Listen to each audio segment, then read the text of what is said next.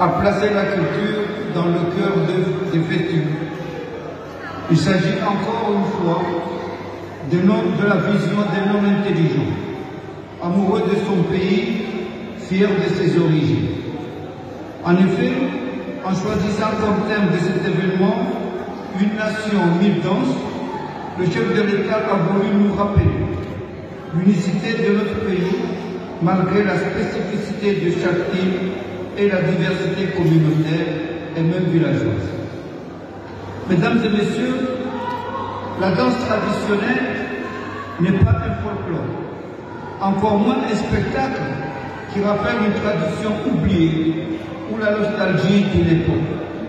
C'est la plus profonde expression de la mémoire d'un peuple et la manifestation de son identité. Merci, Monsieur le Président, de nous faire vivre ici en Nzouani ce moment de communion intergénérationnelle, car ces danses nous rappellent nos ancêtres comme le sang qui coule dans nos veines.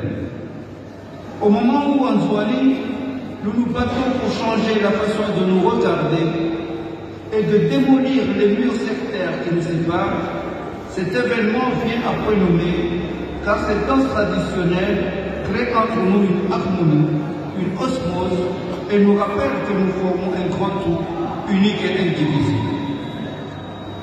Les talis, les shkoma, le rassia sont chantés, rythmés et dansés de la même façon en Nzouani. Voilà un exemple qui vient nous rappeler, si besoin est, que nous avons la même âme dans des corps différents. Cela en opposition avec les danses sans rythme, sans langue, dans un endroit sombre, irrespectueux, et surtout dans un but purement illustratif. Je parle des boîtes de nuit. Contrairement à ces pulsions mortifères, nos danses traditionnelles donnent du sens à nos rassemblements et à nos festivités. Mesdames et messieurs, permettez-moi de lancer un appel solennel à la jeunesse de Nzouani de porter cette responsabilité à faire vivre notre propre culture, la réinventer et la réécrire sans jamais la trahir. Un peuple sans culture est un corps sans âme. Mes chers jeunes, portez ce magnifique flambeau.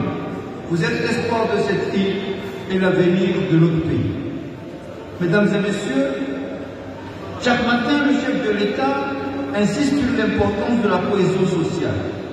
Face à nos divisions mesquines, nous devons nous unir autour de la grandeur de notre pays, définie par notre culture. Et face à la haine, sachant d'humer d'amour et de fraternité, c'est notre façon de convivre et de vivre ensemble, dans le pardon, la compréhension mutuelle. Voilà nos origines, voilà notre culture.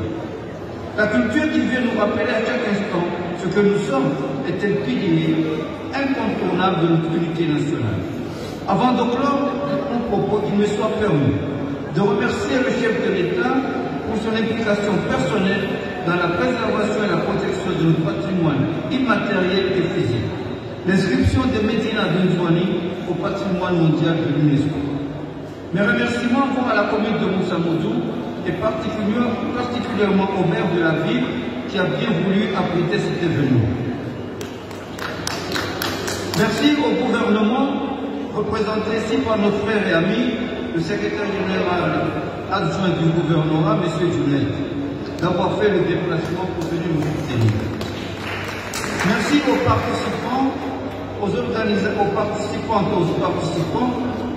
organisateurs, surtout un mot particulier à M. Raïm de Camp Art Culture. Mes remerciements à Comore Télécom, qui sait toujours nous accompagner. Vous me permettrez, mesdames et messieurs, de faire une mention spéciale à un homme ici présent, qui est le pilier, le socle de la culture anjouanaise. La tellement bien, à Banakay, M. Momacharan, à Val, on est baillé au État de Manjouangal. Donc, je prends la question